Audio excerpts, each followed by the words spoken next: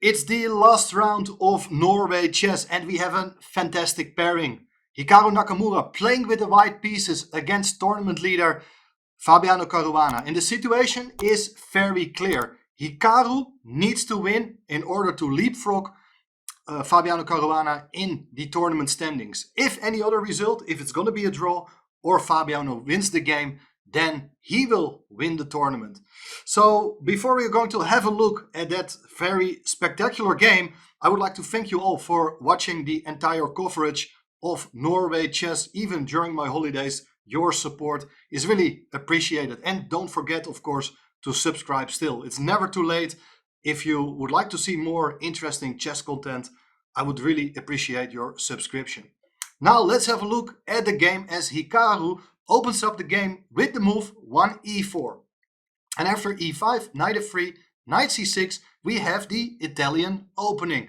A lot of different possibilities, especially bishop c5 is a well-known move, but of course knight f6 is also a very interesting line, but it does give white the opportunity to go for the very sharp line with the move knight g5. This is the two knights variation and white is attacking the pawn on f7. Of course, this is very well-known theory and both players, they are still very well in book. So after black goes d5, e takes d5, rather than recapturing the pawn on d5, black goes here for the move knight a5, attacking the bishop.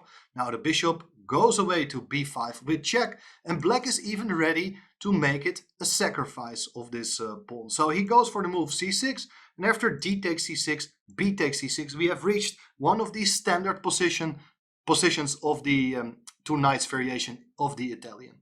Now, you may think, is this a clever choice by black? I think theoretically speaking, yes, but considering the tournament situation, maybe a more solid approach in the opening by black would have been more clever. But let's see what's gonna happen. Hikaru goes for the line with the move bishop d3, and if you see this position for the first time, you think this looks really bizarre. Placing the bishop in front of your pawn on d2, it's something very similar to what Magnus Carlsen did in his game against Firusha, which I covered earlier this week. It's kind of a modern idea. It's anti-positional, anti-developing move, but it has a clear idea that if black is going to play h6, then you are able to drop back with a knight to e4, and the bishop does support the e4 square. So instead of playing h6, black goes for the move knight d5, attacking the knight on g5 as well, and this time white goes for knight f3. Probably that's a better idea to attack the pawn on e5. Black goes bishop d6, and now white castles, bringing the king into safety. And well, one of the main options here for black is of course also just to continue with its development. Castling kingside is a very logical move, but the other main continuation here for black is to play more actively with his move knight to f4, as the knight attacks the bishop on d3. But white thinks, I'm not going to make another move with the bishop, I'd rather complete my own development, and therefore the move knight c3 was played by Hikaru. Knight takes d3, c takes d3, so white is still a pawn up, but obviously that pawn on d3, this isolated double pawn, is not really the most beautiful pawn you've ever seen. However, a pawn is a pawn. Black is going to castle, and now since the d pawn is blocked by its colleague one square in front of it, we need to find an alternative plan for this bishop, and therefore the move b3 is played very logical way of trying to get the bishop involved. Black goes rook e8, white goes rook e1, and the idea is that white waits consciously one move before deciding where to go with the bishop, because black's main plan of course is also to get the knight from a5 back into play, and therefore the move c5 is a very typical positional way of trying to prove your compensation, as these pawns, they are nicely placed in the center and black is about to drop back with a knight to c6. But by playing the move c5, the bishop from c1 gets another possibility, as it can now also be developed to a3, which would not have been possible had the pawn still been on c6. Knight c6 played, and Since the bishop is on a3, white has a new plan, and that's to target the pawn on c5, together with the knight and the bishop. Bishop goes back to f8, and now you think, well, that pawn on c5, it's twice attacked, only once defended. You can take with the bishop on c5, grabbing a second pawn, but this is a mistake, as it would allow black to play the move f5, attacking the knight on e4. If the knight is going to move, then the bishop on c5 can be taken. So that's not possible.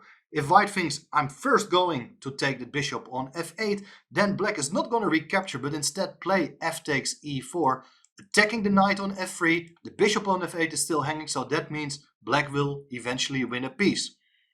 Bishop takes c5 is not an option. In case you do take with a knight on c5, the main problem is that you place your knight in a pin, as if the knight is going to move, the bishop on a3 is hanging. So you're 2 pawns up, but your pieces are not nicely coordinated. And after something like bishop to g4, black will obtain quite nice piece play. In this case, knight d4 is in the air. Maybe at some point you can put a rook on c8, or there are different ways of continuing with black. So instead of taking the pawn on c5, the pawn on c5 is not running away. So therefore, rook c1 on the board. And now a very big moment in the game, as Hikaru was still playing pretty fast, and frankly speaking, this position is still pretty well known. But I think that Fabiano was caught by surprise and couldn't recall all his analysis. First of all, queen takes d3, trying to take that pawn, is not really helpful, because that pawn on d3 of white was not too great. Bishop takes c5 is a good option, and white untangles. Trading off the pawn on d3 for the pawn on c5 is clearly helping white to improve its position. What should black play here? I think the key move is knight to b4. So that in case white is going to take on c5 with a knight, there is bishop takes c5, rook takes c5, and now the key move is knight takes d3. With a fork on both rooks, black is actually going to win material. However, instead, after knight b4, bishop takes b4, c takes b4 is the critical line, and that is something which has been seen in a number of games, still mainly correspondence play, so people have checked this very carefully with the strongest engines.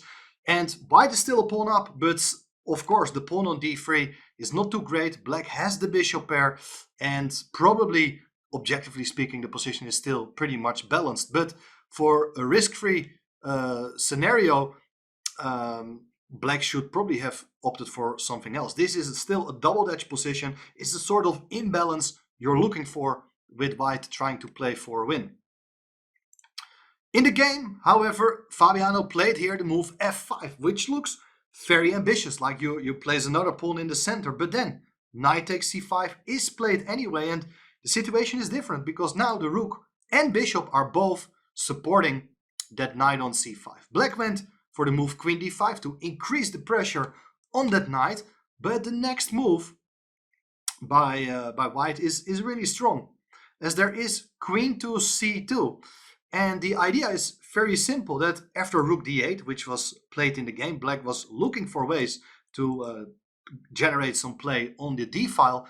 Now white is able to play queen c4 and force the exchange of queens, which is of course a very great strategy once you are material up. You're aiming for simplifications, and that's what Hikaru is doing here. He is forcing the exchange of queens. After queen takes c4, white should not try to improve its pawn structure by recapturing with the d-pawn. Getting rid of this isolated pawn allows black to play here the move e4, attacking the knight. If the knight goes away, then the rook is able to take on d2. That's not a problem. Instead of recapturing with the d-pawn, rook takes c4 is played, and still white has excellent control over the position. The rook is joining play, and at the moment black is unable to regain the pawn, as look, white is even intending to take the pawn on e5. So white is 2 pawns up, but he's even having the more actively placed pieces. Rook d5 played to protect the pawn, and now rook ec1. The rooks are supporting each other and looking for ways to attack the opponent's pieces on the c file, or possibly even prepare the exchange of more pieces. And there's another very important idea. Black played here to move bishop d6, and white would really like to move its knight from c5. But the problem is, as I mentioned already, the bishop on a3 is unprotected. With its last move, rook ec1, white is now able to move the bishop away from a3 so that the rooks are both supporting the knight on c5. So black is unable to generate any tactical ideas against that knight. And on the next move, this knight from c5 is able to move again. Black played knight e7. And now white would like to undouble the pawns with the move d4. Was not played yet. First, the rook went back to c2. Black played rook b8, and only now the move d4 was played. So what is the idea? If black is going to advance the pawn to e4, then knight e5 is a great option. If you do take on e5, bishop takes, d takes, now you understand that this rook is doing pretty well supporting the pawn on d2. So black cannot regain any material, at least not a bit. So e4 is not a possibility, but you see Hikaru is not in any sort of pressure. He just consolidates his position.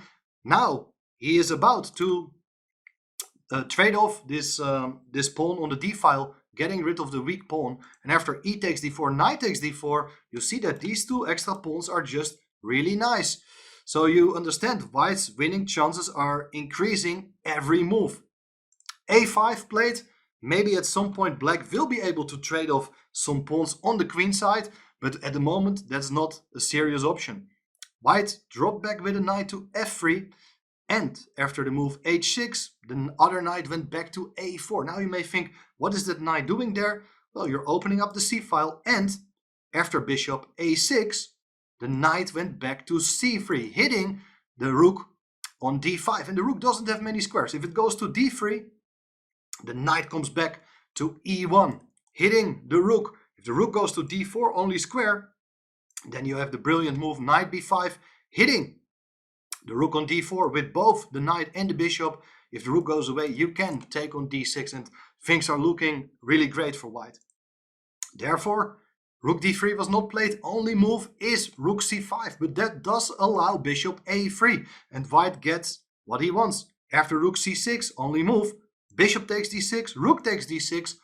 Dark squared bishops have been exchanged now, and the knight comes back to a4.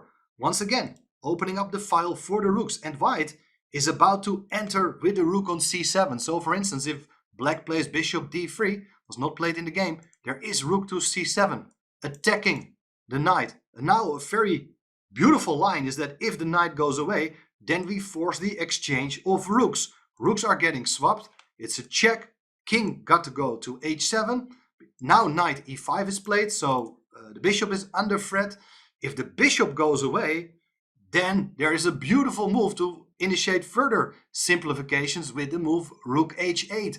Check, sacrificing the rook with the point that after king takes, there is knight f7, king g8, knight takes d6, and so many pieces have been exchanged, and these two extra pawns, they will eventually tell. This is a very basic technically winning position for white. And I'm pretty sure that white had been considering all these sort of simplifications, and Fabiano also realized that, and therefore, rather than playing bishop d3, he wanted to avoid rook c7, played here the move knight d5, but by moving the knight away, now the c6 square becomes available, as white is about to attack the rook on d6, as well as the bishop on a6. Rook takes, rook takes. If the bishop goes away, then rook c5 is just a very nice move, attacking the pawn on a5. So instead, knight b4 played, hitting the rook, protecting the bishop. And now key move. There's no need to play here something like rook c5, which is good, but it does allow knight takes a2. And if you do take the pawn on a5, there is rook takes b3. And thanks to this mating threat, black is still fighting, trying to survive this pretty bad endgame. But once you're material up, general rule of thumb, don't trade off too many pawns. Therefore, rook to d6 is a much more clever way of converting your advantage, preventing black to take on a2, as that will hang the bishop on a6. Instead, the bishop went away to b7. So now knight takes a2 is a threat. Let's protect the pawn. The knight comes back into play, protects the pawn on a2. Rook e8, hoping to enter somewhere with the rook, although at this point e1 is still covered. White played h4, grabbing some space on that side of the board. And very important to realize that after bishop takes f3, g takes f3, you can give a check on e1, but after king g2, where is the rook going next? There is no convenient way of penetrating into white's position, as the pawn on a2 is defended, the pawn on d2 as well. So there are no targets for the black rook. Therefore, this is also just winning for white. Instead, f4 was played, so the bishop stayed on the board. But now the move rook d4, you're attacking the pawn. Black doesn't have much of a choice, decided to go back to f8. This is very passive and enables the knight to join play. Knight e5, with the idea that after rook e8, attacking the knight on e5, the knight comes to c4, spotting another weakness on a5. Black played here the move f3, looking for ways to steer things up, and Hikaru thought, let's just keep it simple. G takes, bishop takes, and rather than taking this pawn, let's just play with all our pieces. Now, the king also becomes a very powerful piece. Knight c2, attacking the rook. Rook goes to d3, challenging the bishop. Bishop goes back to a8, and now the king joins play as well. And note that white is not in a rush. White is going to use all its pieces rather than going after that pawn on a5. King h7, and now knight e3, offering the exchange of knights. If you do take, there is d takes e3, and now white's pawns are nicely connected again. On both flanks, white has an extra pawn, and that should absolutely be no problem converting it. Therefore, knight b4 played, hitting the rook on d3, rook d6. Just a nice move. Knight c6 back, and now the knight comes into the game. Knight cd5, rook f8, knight c7. You're going after the bishop. If you can take, then eventually the knight on c6 will be unprotected. So therefore, black keeps the bishop on the board, and now the knight comes in to e6. Rook f7 played, and now this is one of the last temptations in the game. White could play here knight d8, forking the rook and bishop, forcing the exchange of knights, but this is a wrong simplification, as it does allow rook f3 check, and the king cannot retain control over the pawn on f2, because if you do play king g2, there is rook f8, and you do lose the rook. So don't go for that. Always be very critical once you're in the stage of converting your material plus. Therefore, knight e8 is the right idea, but premature f4 is a nice move, bringing up the pawn, so there are no rook f3 ideas later on. Bishop a8, there's not much black can do, and now h5 is a very nice move. And this is a very nice technical move, because if black is, for instance, on the lookout for his pawn on a2, white will go rook d8, and if you play, for instance, now your bishop away, bishop to e4, you can give a check on f8. If the king goes back to g8, it's knight g6 with a check. King goes back to h7, and this is a beautiful mating pattern thanks to that pawn on h5. So therefore, black decided to move the rook away, and now white once again is just having a very nice dominant position. All the pieces are working nicely together. Black can barely move. Simple move here, a3. Just make sure there is never any sort of knight before business. You cannot attack the pawn on b3 now, because it allows rook takes c6. So black just made another waiting move, king g8, and now the pawn went to f5. Very nice move, as the king is caught in some sort of mating net, because the attempt trying to escape can, for instance, be met by a lot of moves, like king f4 is a good move, but even the tactical shot with rook takes c6, bishop takes c6, and now knight e8, forking the king and the bishop, when eventually white will have two knights and two pawns against the rook. Absolutely game over. Instead of king f7, rook e7 played, and now king f4. I like the calmness of this move, just strengthening your position. The king is also a valuable piece. Well, as I said, there are barely any moves here for black.